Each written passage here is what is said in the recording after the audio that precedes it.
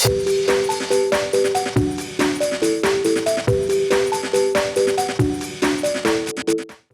this is the Jordan's card. Primordial Colossus is a 4 scrap, 7 play point gold. He's a 4/6 and he reads Fanfare. Give your leader the following effect. Once on each of your turns, when you play a card, recover 2 play points and add 2 to the number of cards played this turn. This effect is not stackable, but lasts for the rest of the match. And he gets full evil stats, as well as get an evil effect that says evil, recover 2 play points. So let me say the art on this card is cool. I like the art quite a bit. It looks like a, I don't know, some sort of cool Colossus, I guess. So I think it's fair to say that this is like a very, very powerful leader effect, right? The first time you play a card, you get 2 play points and it adds to the number of cards played. So essentially the first card you play costs 2 less, and when you play 1 card, you'll be at 3 cards played. Now this is cool because it will sort of bypass the requirement of like, hey, you have to play 2 cards and then you get your effect, since you get to play 1 card and you get your play points back anyway. So I think it's a very, very powerful effect. Now on top of that, he himself has an evil effect. So you could play this guy on turn 7 as a 4/6, which is, you know, fine stats. Evil him, you get 2 play points back, and now you have his leader effect, right? So if you play a 2-drop, now that 2-drop is going to give you 2 play points back and add to a number of cards played. So let's say, hypothetically speaking, you play this nerd and a 2-drop. So now you have 2 play points left and the number of cards played is 4. So you could play one of those cards that are like, if 4 cards were played, something happens. Which I say is pretty good. Like all that sounds pretty juicy. Now you do need, you know, the proper setup for it, like a 2-drop you can play after this and then something to follow it up on top of that. But something to follow up could be like, say, a Shamu Shami, for example. Now the one downside, quote unquote, of this guy is that, I mean, he's slow, but how slow is a 7 play point dude that gives you, like, enables your deck, right? Now, there's not a question that we could really answer right now with certainty, because we haven't seen the rest of the cards. We don't know what the meta will be like. We don't know how, you know, the decks will be built, how fast they're gonna be. I don't know any of that, chat. What I can tell is that his effect is very, very powerful, and once you get it online, I think crazy stuff can be enabled for 4s, which is good. Whether he's like too slow for the meta or no, I don't know. But my assumption, and it's just an assumption, but my assumption would be that he is not too slow, his effect is really good, and 4's decks would love to play him. That's just my assumption. Our next card is the Average Axeman. Is that really his name? Are you telling me they could not come up with a better name than the Average Axeman? I don't think I like that name. Like, couldn't he have a name? Could they not give him a name? If we can have Clark the Magician, why is this guy called the Average Axeman? Does he not deserve a name? He's not even average, yeah. Okay, the Average Axeman is a Swordcraft officer, 7 play point 2/7. He has Storm, he has Bane, and these are good keywords to have. He also has an effect that says strike, recover X play points, X equals this follower's attack. So let's say in a regular world, you play this dude, Stormbane, he goes face, or you used to clear anything, and then you get 2 play points back. Cool. But you can buff this man a variety of different ways to make him a lot better. For example, if you have a bike on the board, this will be a good driver because you want to send the bike upstairs, so he gets 4 attack, and then bam, you get 4 play points back. That's already pretty good, right? Now essentially you played a 4/7 Storm for, you know, 3 play points, and also has Bane. You'd be happy to do that. You can also buff him other ways, such as by like just manually evoing it to get the extra 2 damage. You can also buff it with, say, like Walfred, right? If he's in the deck and then he's buffed. I also just realized this guy costs 7 play points. That means that if you play the other legendary, that reduces his cost by 5, right? That means you can have... Wait, so you're telling me I play Courtly Dance? This guy gets summoned from the deck. He gets evoed. We go face with it, and then I get all my play points back? Is that what you're telling me, chat? Is that the young Hop in the chat? How are you doing, Hop?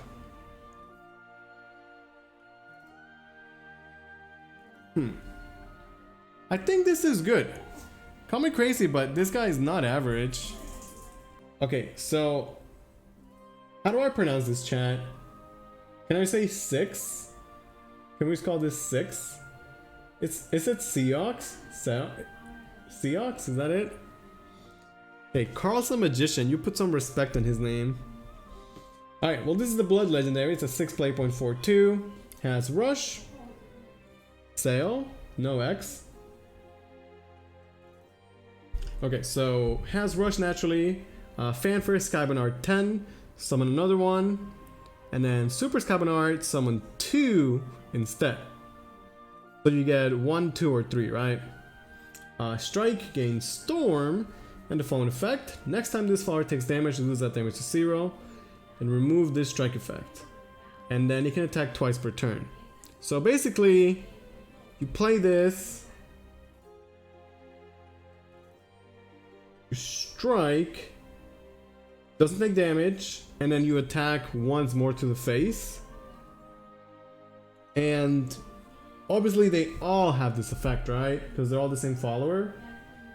So if you get 3 of them, you can like clear wards and then go face for 12.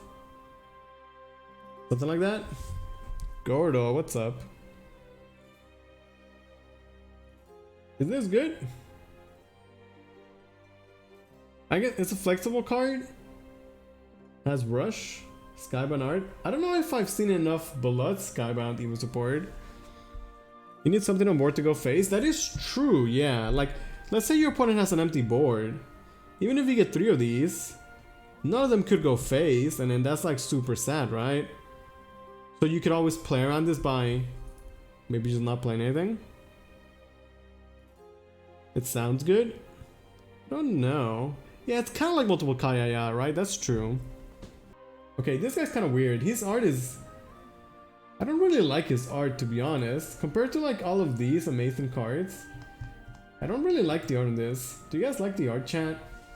The Ruinblade Reaper is a Shadowcraft legendary. It's a 10 play point 1/7. And he says, Bane. When this card comes into play, perform Necromancy 20, evo this follower. Cannot be evoed using evo points. When he's evoed, he also hits the Bane. Becomes a 7/7, and he says at the end of your turn, banish all enemy followers and amulets. He also has an effect when it's in your hand that says at the end of your turn, if you have 5 cards in play and at least 15 shadows, change the cost of this card to 0. So a lot to take in on this guy. Very interesting to say the least. Okay, so basically, if I understand this correctly, you have 15 shadows for some reason. You managed to get 5 dudes in play. So end of turn, this costs 0.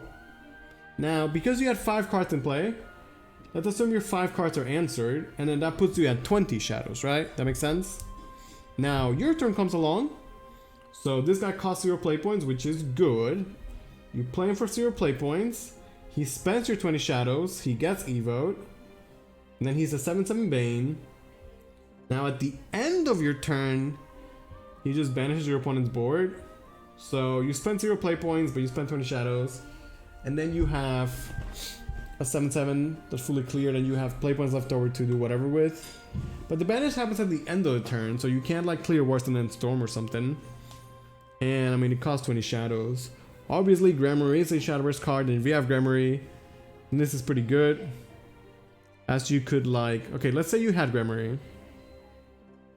So you could like play your entire turn out, be at 0 play points, play this guy for 0, go all the way up to however many play points you have, and then do more other stuff. But But if this guy's already clearing your opponent's full board at the end of it, like how much, like what are you really doing with your play points? What are you really spending them on? Usually your grammar, you're like spending them on removal or something, right? I don't know how good he is in practice. I don't know. Like some of the stuff about this guy seems good, right? Can you post links? No, you cannot. You can post something on Discord if you want, or you can message Justin if you think it's worth it to go on the stream, or one of the mods. But I think it's worth thinking about in the context of Osmo Grammary. Yeah, but it's also not fair to assume that you only have him with Grammary, right? I think that's a bit unfair to just say that you would always have Grammary with this guy. He can get Storm with Shoot and Doji. Oh, that's true. I did not think about that. I guess the fact that he has one attack means that he's part of the yokai package, or he can interact with them, right? So he can get Storm.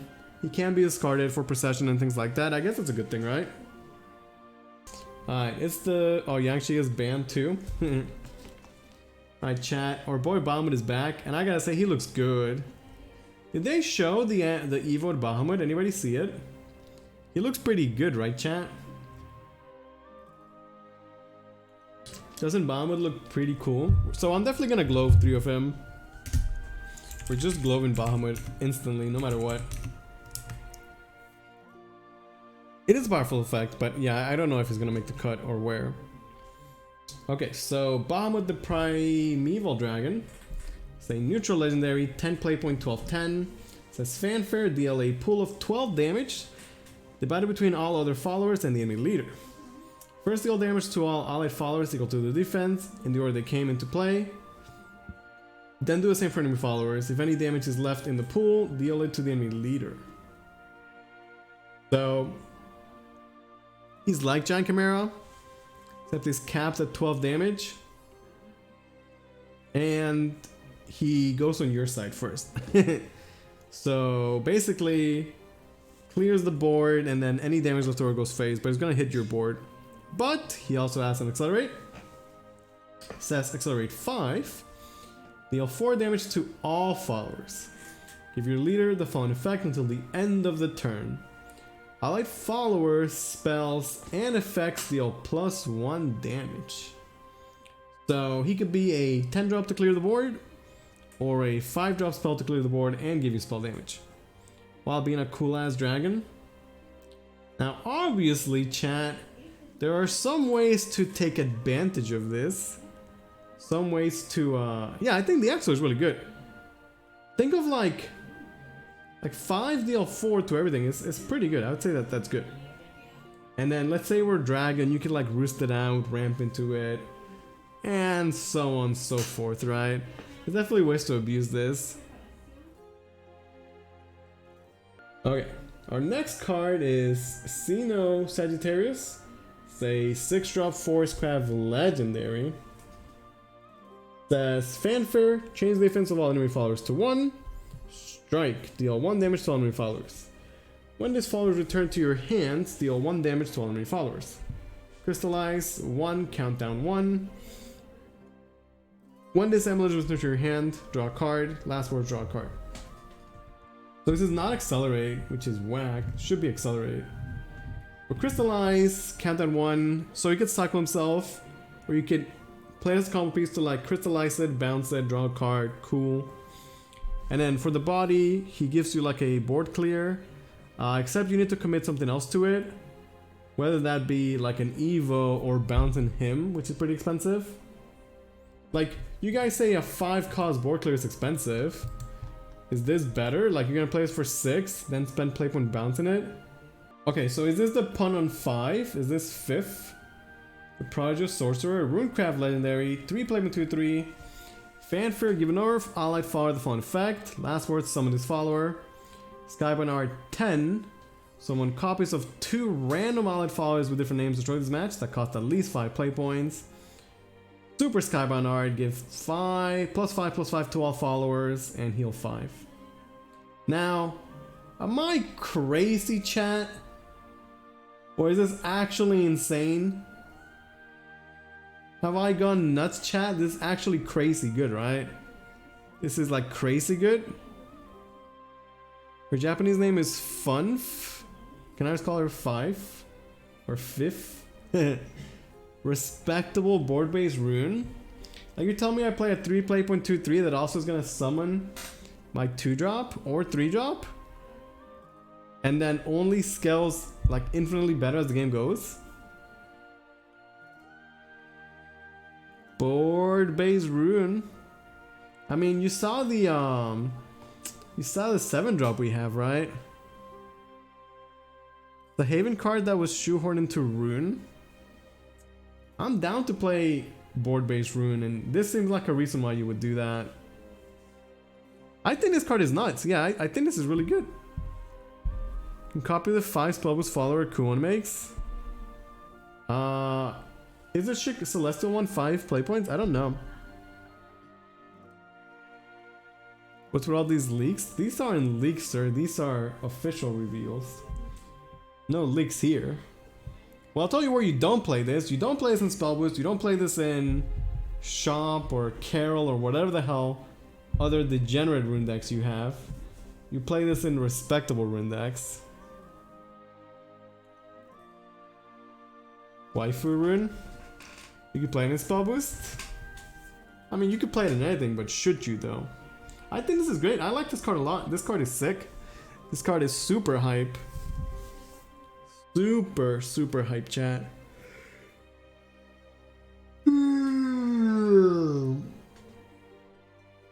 Imagine playing I Go with the Wind and then bam, you get a second one. Power plays. Best Skybound so far. Man, the Super Skybound is pretty crazy, as well as the regular Skybound. They're both amazing. So I'm gonna play this, give somebody Last Word Summon itself, summon 2 beefy things, then give everybody +5/+5, and we heal 5 for 3 play points? Bruh. Seems good to me. Will Underworld Priest. See, like, how come this guy gets a name? His name is Will, right? Shoutouts to my boy Will. Like, how come he gets a name, and then the other guy's just called the average whatever? Like, how come they don't call this the average priest? How come he gets a name, right? What's the difference, chat? Okay, well, Will is a Havencraft Goblin. Silver guy. It says fanfare, restore 1 to all allies, and if average is active for you, deal 1 damage to the enemy leader. Jobber, my jobber son. The axe guy is a jobber. Power creeped, quick blader going second. Well, you don't have average going. Actually, wait.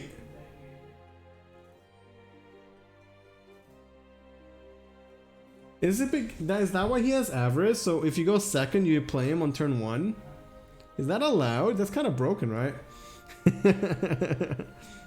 This is a Shadowverse card, chat. This is what I like to call a Shadowverse card. This Lestrin, the Divine Fish, is a Dragoncraft legendary. This thick boy is a 17 cost, 13/13. It says fanfare. Give -X to all enemy followers. X equals the remaining play points. Also has full Evo stats and an Evo effect. His Evo says, return another follower or amulet to the player's hand.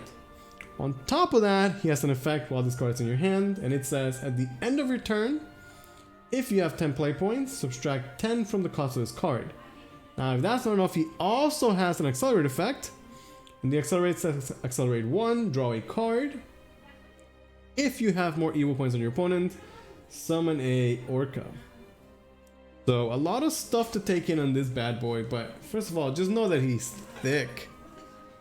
So when you get to 10 play points, he costs 10 less, so he becomes a 7 play point follower.